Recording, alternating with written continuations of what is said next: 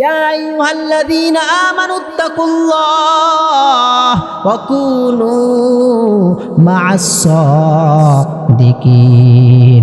এই জন্য আল্লাহ বিভিন্ন জায়গার মধ্যে বলেছে ইত্তাকুল্লাহ, আল্লাহ তাআলাকে ভয় কর। আল্লাহ তাআলাকে যদি ভয় করতে পারো তাহলে তুমি তোমার জীবনটাকে সুন্দরভাবে কাটাইতে পারবা। তারপরে আল্লাহ বলে ওয়াকুলু কাওলান সাদীদা, সুন্দর কথা বলো, সঠিক কথা বলো।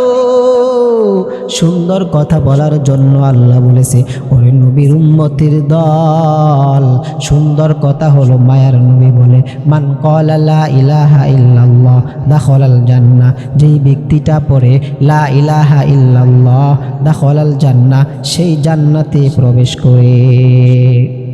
এই জন্য সবথেকে সুন্দর কথা হলো লা ইলাহা ইল্লাল্লাহ মুহাম্মাদুর রাসূলুল্লাহ সাল্লাল্লাহু আলাইহি ওয়াসাল্লাম। এই জন্য বাচ্চা যখন জন্মগ্রহণ করে সর্বপ্রথম তাকে শিক্ষা দেওয়া লা ইলাহা ইল্লাল্লাহ মুহাম্মাদুর রাসূলুল্লাহ সাল্লাল্লাহু আলাইহি ওয়াসাল্লাম।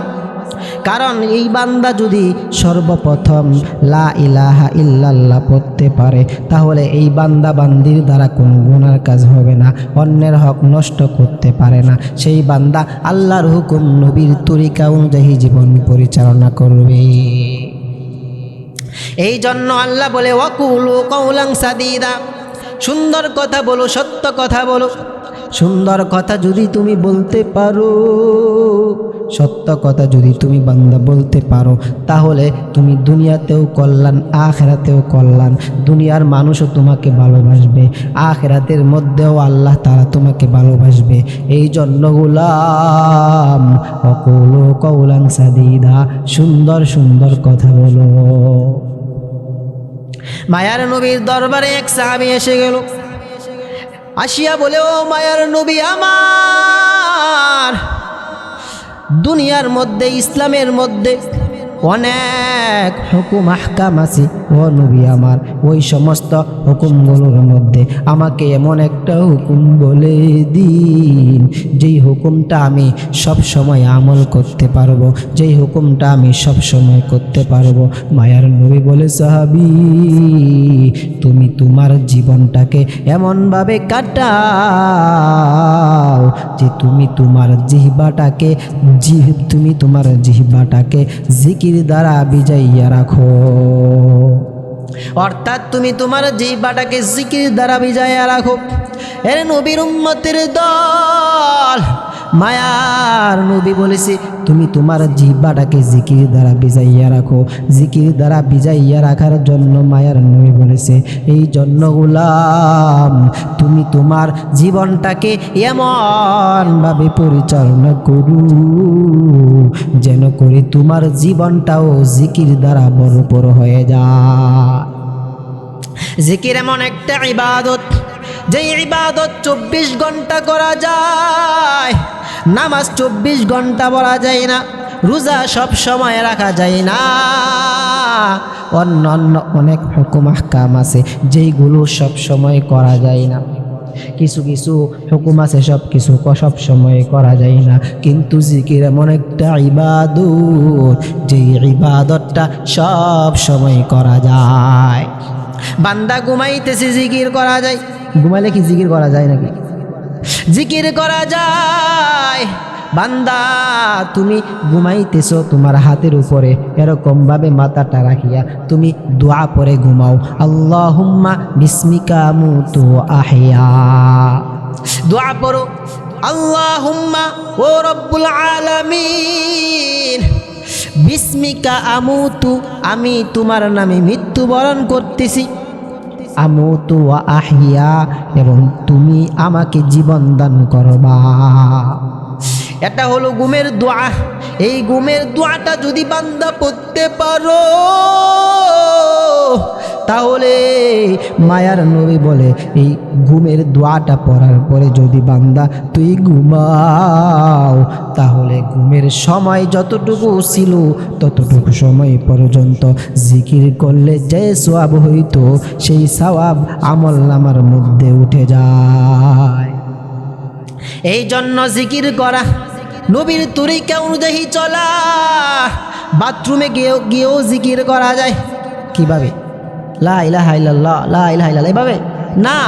বাথরুমে গিয়েও জিকির করা যায়। তার মানে হলো বাথরুমে ঢুকতেছো, তুমি বাথরুমে ঢুকার সময় তুমি দোয়াটা পড়ে নাও, আল্লাহুম্মা ইন্নী আউযু বিকা মিনাল খুবুসি ওয়াল খাবাইস।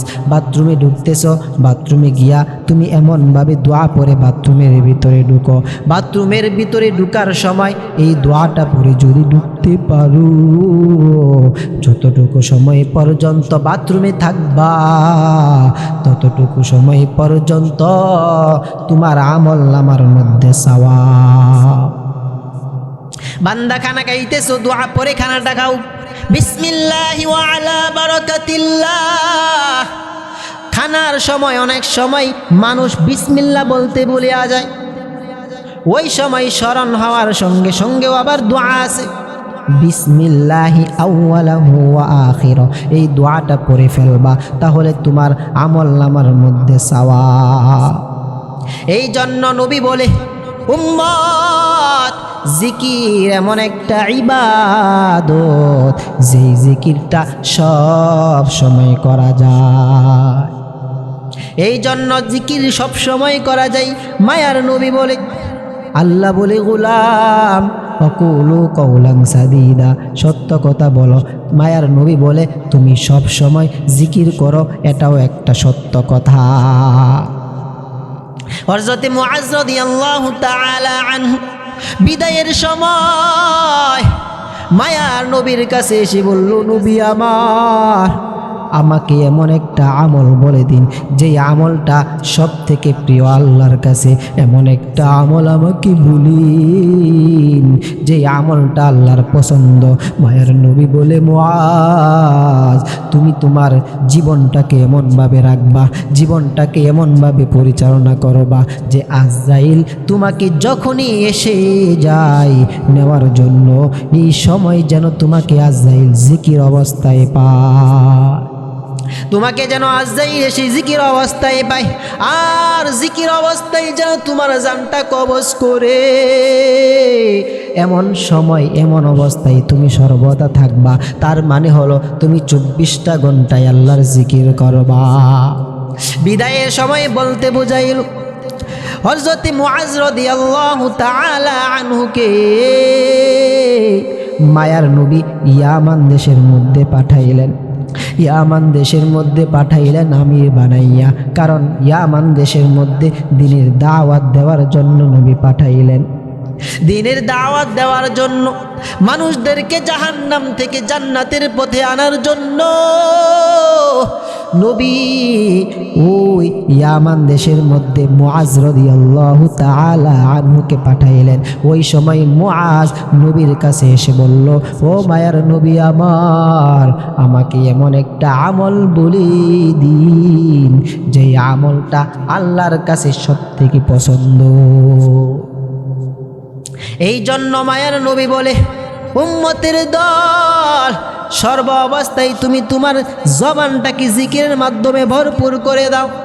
ওই জিকিরটাকে যদি বান্দা তুমি ভরপুর করতে পারো, তাহলে তোমার জীবনটা এমনভাবে হয়ে যাবে, দুনিয়ার মধ্যেও তোমাকে মানুষ ভালোবাসবে, আবার মৃত্যু নামক দরজা দিয়া আল্লাহর জান্নাতে চলে যাবি। দুনিয়ার মধ্যে 4টা জিনিস যার মধ্যে আছে, ওই বান্দাটা দুনিয়াতেও সফল, আখিরাতেও সফল। 4টা জিনিসের মধ্যে 1 নাম্বার হলো এমন একটা জবান, যার জবানটা 24 ঘন্টায় আল্লাহর জিকিরের মধ্যে কেটে যায়, যার জবানটা সর্ব অবস্থায় আল্লাহর স্মরণ থাকে। 1 নাম্বার হলো এমন একটা জবান। 2 নাম্বার হলো এমন একটা দিল, যেই দিলের মাধ্যমে মানুষ সর্ব অবস্থায় আল্লাহর শুকর করে। বান্দা সুখে থাকতেছে আলহামদুলিল্লাহ, বান্দা দুঃখে থাকতেছে আলহামদুলিল্লাহ, বান্দা সব সময় কষ্টে আছে আলহামদুলিল্লাহ, আল্লাহর শুকর। বড় একটা বিপদ এসে গেছে আলহামদুলিল্লাহ, আমার ভালোর জন্যই আল্লাহ আমাকে বিপদ দিয়েছে। এমনভাবে মন মানসিকতা তৈরি করো, এমন একটা দিল বানাও, এমন একটা দিল যদি বানাইতে পারো তাহলে তুমি দুনিয়াতেও কল্যাণ, আখিরাতেও কল্যাণ। 3 নাম্বার হলো এমন একটা শরীর বানায় দাও যেই শরীরটা তোমার জন্য, দিনের জন্য কাজে লাগে। অর্থাৎ দিনের জন্য তোমার শরীরটাকে ওয়াকফ করে দাও।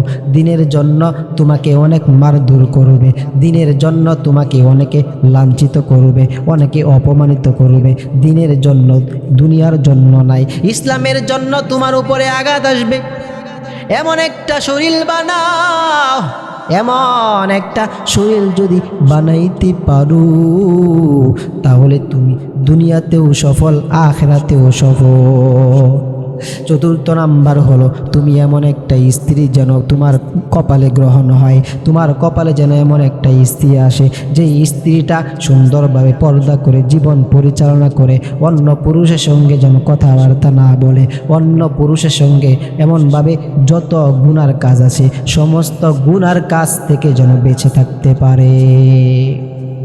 এমন একটা স্ত্রী যদি তোমার কপালে জুটে যায়, এই 4টা জিনিস যার অন্তরে ভিতরে আছে, ওই মানুষটা দুনিয়াতেও কল্যাণ, আখিরাতেও কল্যাণ।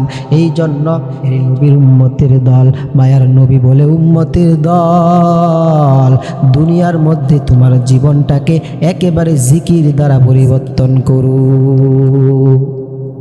জিকির দ্বারা পরিবর্তন করার জন্য নবী বলেছে, আর আল্লাহ বলেছে ওয়াকুলু কওলান সাদীদা, তুমি সুন্দর কথা বলো, সত্য কথা বলো। সুন্দর কথা যদি বলতে পারো, ইউসলিহ লাকুম আমালাকুম, আমি আল্লাহ তোমার আমলগুলোকে সংশোধন করে দিব, তোমার আমলগুলোকে আমি আল্লাহ কবুল করে নিব।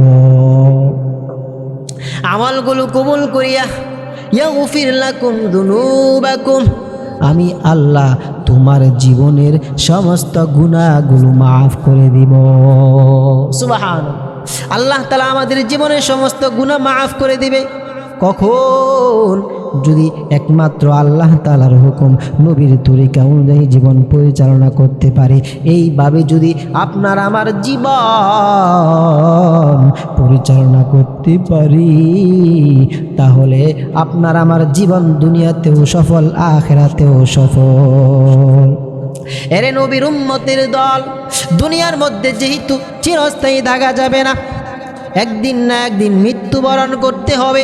মিনহা খলাকনাকুম ওয়া ফিহা নুঈদুকুম ওয়া মিনহা নুখরিজুকুম তারাতান উখরা। মিনহা খলাকনাকুম, তুমি মাটি থেকে সৃষ্টি হয়েছে, তোমার সৃষ্টিটা মাটি থেকে। ওয়া ফিহা নুঈদুকুম, আল্লাহ বলে গোলাম মাটি থেকে আমি আল্লাহ তাআলা সৃষ্টি করেছি। ওয়া ফিহা নুঈদুকুম, এবং মাটির মধ্যেই তোকে নিয়ে যাব। ওয়ামিনহা নুখরিজুকুম তারাতান উখরা, এবং মাটি থেকেই আবার তোকে আমি আল্লাহ বের করব।